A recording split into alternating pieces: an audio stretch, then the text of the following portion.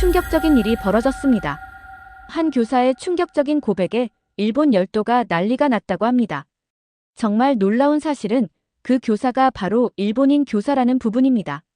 한국으로 수학여행을 가게 된 일본의 한 고등학교 학생들이 일본이 감춰둔 한국의 역사를 밝혀내면서 시작됐다고 하는데요. 그 놀라운 비밀에 죄책감을 갖게 된 교사는 결국 학생들 앞에서 눈물을 흘리며 오열했다고 합니다. 과연 어떤 사연인지 지금 알아보겠습니다. 발표는 비 오던 화요일 아침 3교시 영어 시간에 터졌죠. 도쿠다 선생님은 교실 앞에 서서 서류 뭉치를 들고 계시다가 갑자기 본 적 없이 환하게 웃으셨어요. 여러분, 반가운 소식이 있어요. 이번 수학여행은 한국 서울로 갑니다. 속이 쓰리게 내려앉더군요. 한국이라고요? 진짜요? 왜 디즈니랜드 파리 같은 멋진 곳은 안 가는 걸까? 가장 친한 친구 사오리에게 속삭였어요. 런던도 좋고 한국이 아닌 어딘들 다 좋을 텐데. 사오리도 어깨를 으쓱이며 저만큼이나 실망한 표정이었답니다. 올해는 유럽을 가길 바랐거든요. 작년에 교토 여행도 나쁘진 않았는데 우린 더 신나고 특별한 걸 원했죠. 멀고도 색다른 곳 말이에요. 도쿠다 선생님은 불교 사원이니 궁궐이니 계속 설명하셨지만 전 더는 듣지 않았어요. 이미 머릿속에서는 부모님을 어떻게 설득해서 이 지루한 여행을 피할지 계획하고 있었죠. 한국? 정말요? 일본하고 너무 가깝잖아요. 똑같이 생겼을 거예요. 다만 더 가난하고 재미없을 뿐. 그날 저녁 집에 돌아오니 할아버지가 거실에서 저녁 뉴스를 보고 계셨어요. 늘 그러시듯 정치적인 일로 TV에 대고 소리치고 계시더군요. 또 한국이야. TV를 향해 소리쳤죠. 일본에 대해 불평만 해대는군. 절호의 기회였어요. 한국 가기 싫은 이유를 이해해 주실 분이 계시다면 바로 할아버지셨을 테니까요. 할아버지, 소파에 털썩 앉으며 말했어요. 학교에서 다음 달에 한국에 가자고 하는데 전 가기 싫어요. 너무 지루할 것 같아서요. 얼굴이 빨개지시며 신문이 바닥에 떨어질 정도로 급하게 일어나셨어요. 한국? 절대 안 된다. 내 손녀를 그런 곳에 보낼 수 없어. 정말요? 웃음을 참으려 애썼습니다. 예상보다 일이 잘 풀리고 있었거든요. 그들은 우리를 미워한단다, 미사키야. 팔을 휘저으며 방을 왔다 갔다 하셨어요. 항상 일본을 반대하며 시위를 해댄단 말이야.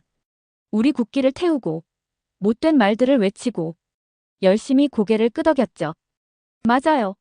왜 일본인을 미워하는 곳에 가야 해요? 할아버지는 계속해서 말씀하셨어요. 내가 텔레비전에서 봤단 말이야. 화난 사람들이 팻말 들고 수십 년 전 전쟁 이야기하며 소리치는 것 말이야. 모든 걸 우리 탓으로 돌려. 기대 가득한 목소리로 물었답니다. 그럼 엄마 아빠한테 제가 가면 안 된다고 말씀해 주실 거죠? 대답은 빛과 같은 속도로 돌아왔어요. 물론이지. 내 안전이 제일 중요하단다. 한국은 어린 일본 여자아이가 갈 곳이 못 돼. 그날 밤 방에 혼자 있으며 컴퓨터로 한국 반일을 검색했어요. 페이지마다 시위, 화난 팻말, 일본 대사관에 소리치는 사람들이 나왔죠. 한국인들이 일본 국기를 밟는 영상도 찾았어요. 봐봐. 혼자 중얼거리며 더 많은 이미지를 클릭했어요. 할아버지 말씀이 맞아. 저들은 우릴 미워해. 찾아보면 볼수록 불안해졌죠. 한국인이 우리한테 뭘 던지면 어떡하지? 우리가 일본인인 걸 알고 소리치면 한국인들은 일본어를 할 수 있어도 안 한다고 들었거든요.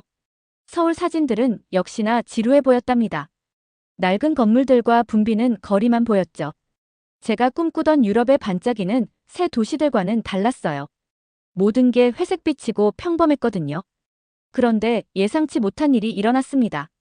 다음 날 저녁 식사 때 엄마가 한국 여행 동의서를 식탁에 놨어요. 할아버지가 즉시 벌떡 일어나셨죠. 아키코, 장난이지. 한국은 미사키가 갈 곳이 아니야. 아빠가 말씀하셨어요. 아버지 제발요, 학교 여행이잖아요. 선생님들이 다 알아서 하실 거예요. 제가 다급하게 할아버지 편을 들었어요. 하지만 한국 사람들은 일본인을 미워해요. 엄마가 침착하게 저를 보셨어요. 미사키야, 최근에 뉴스에서 한국의 반일 시위를 본 게 언제니? 지금은 다르단다. 한국은 우리의 가장 큰 무역 파트너 중 하나야. 많은 젊은 한국인들이 일본 애니메이션과 만화를 좋아하고 있어. 아빠가 부드럽게 말씀하셨어요. 할아버지의 기억은 다른 시대의 것이야.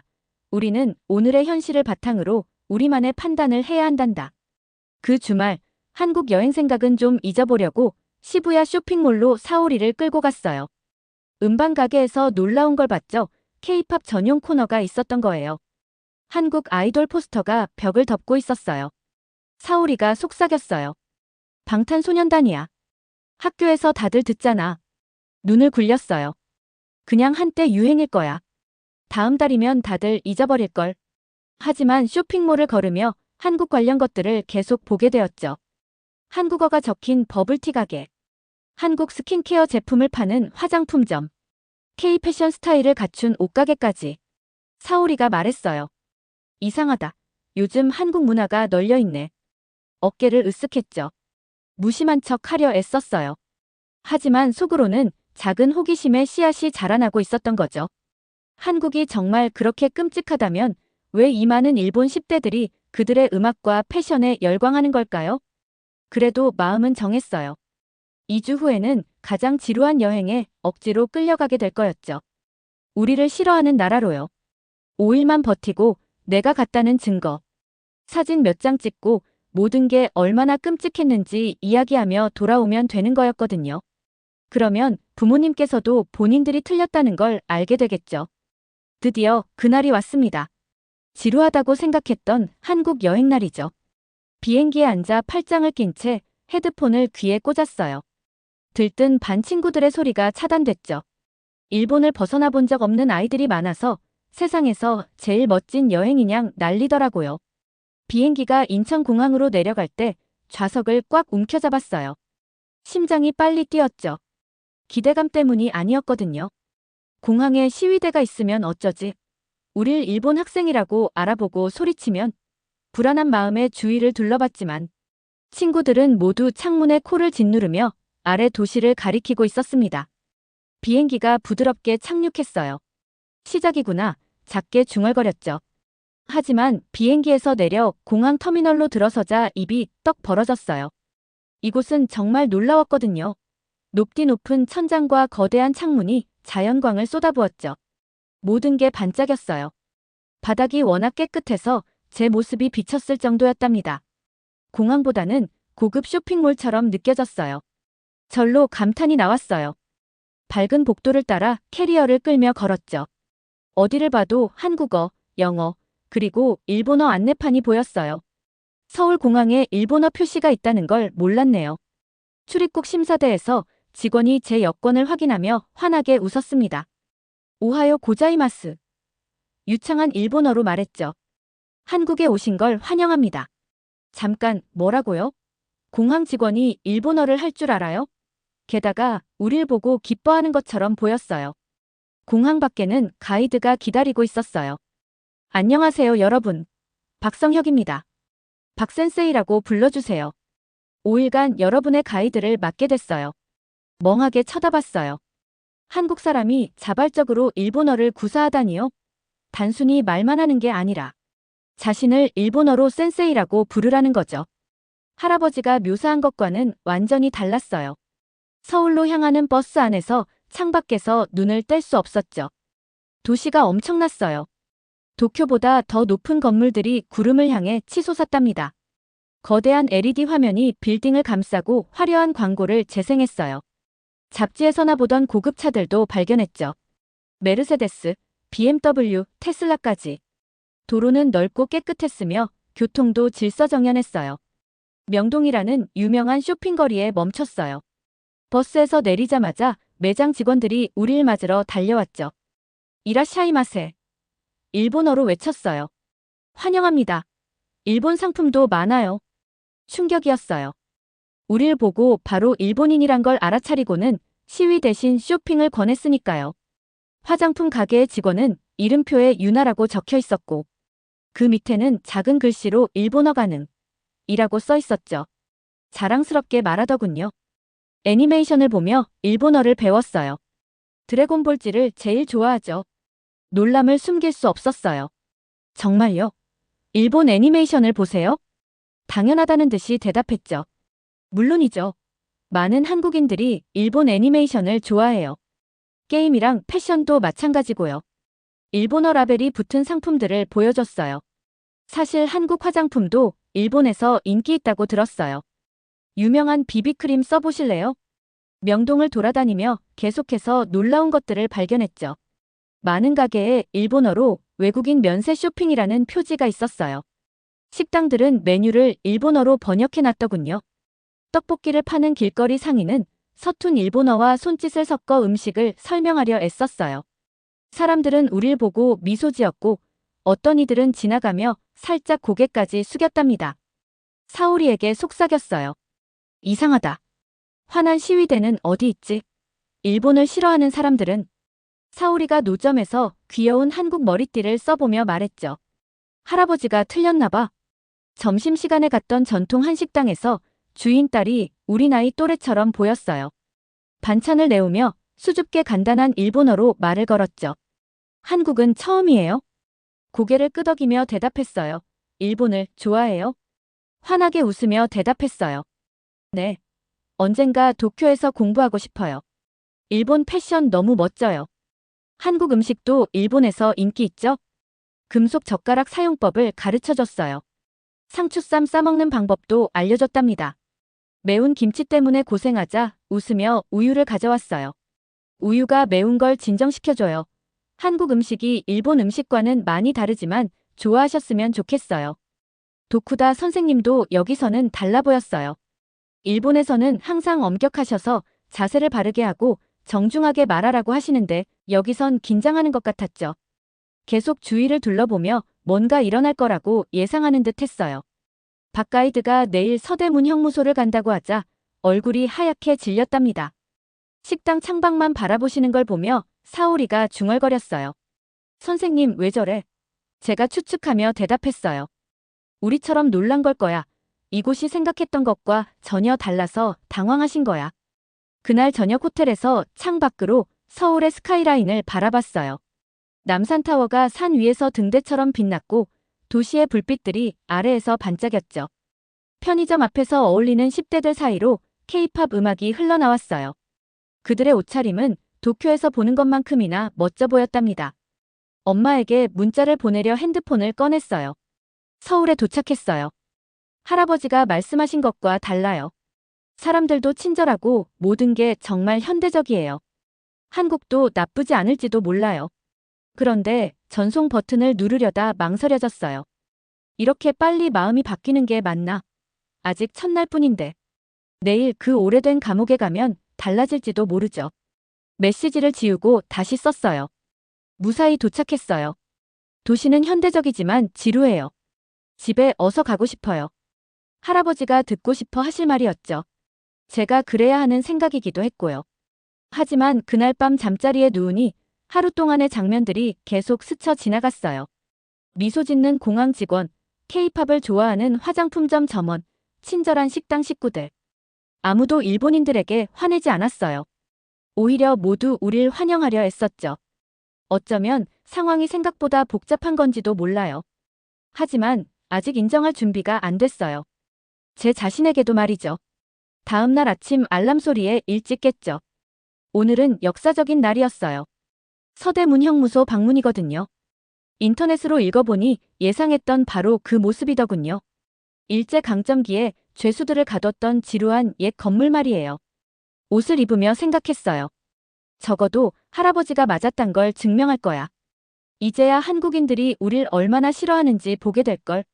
버스가 붉은 벽돌 건물 앞에 멈췄을 때 뭔가 달랐어요. 공기가 더 무거운 느낌이었죠.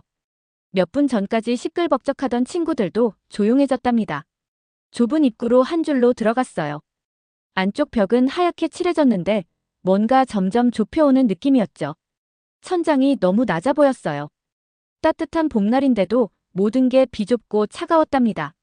한국인 가이드가 조심스러운 일본어로 말했어요. 어서 오세요, 학생 여러분. 이 감옥은 1908년 일제강점기에 지어졌습니다. 조국의 독립을 위해 싸운 한국인들이 수용되었던 곳이죠. 이제 반일 이야기가 시작되겠군. 그렇게 생각했었죠. 벽에 걸린 낡은 사진들을 지나갔어요. 내 또래 아이들이 사진 밖으로 쳐다보고 있었죠. 거친 줄무늬 죄수복을 입었는데 얼굴은 피곤해 보였지만 결연했어요. 사오리에게 속삭였어요. 저 애들은 학생이야.